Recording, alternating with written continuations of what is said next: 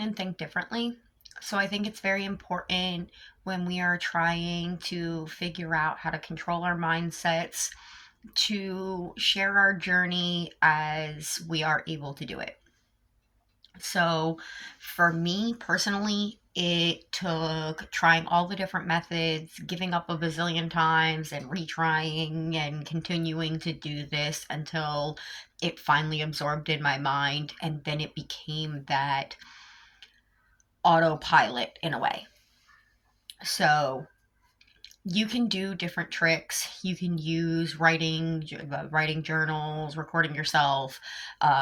You can use stopwatches to put on timers to catch yourself thinking. Think about what you are thinking about and reframe that thinking.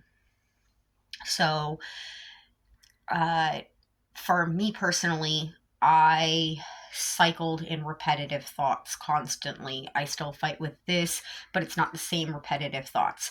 I wouldn't really move forward in my life a lot because I would repetitively loop on these cycles. Even if I would try to do better, I would end up in the same repeated patterns because I wasn't able to control my mind. Excuse me. So, what starts what you start doing is you start recognizing yourself in that pattern, catching yourself, oh, I'm thinking about it again. Oh, here I am in that pattern. When you catch yourself in that pattern, then you have to start telling yourself that that's not how you want to think, but you also have to give it a new thought to think instead. So oh, I was thinking about that again. We don't think about that anymore. We're going to think about this instead. Uh, think about your brain as a slow learning algorithm. That the more you do something, the more you interact with something, the more the algorithm of your brain takes over and repeatedly does that. So think about it. When you catch yourself in a new obsession on YouTube or Instagram or whatever your particular platform is, if you find yourself into a new interest and the more you watch the videos of it, the more it kind of slowly starts taking over your algorithm, and then you have to be like, oh, I need to start balancing out and watching a little bit of my other stuff again, or my algorithm is going to be fed with just these cat videos or whatever it is.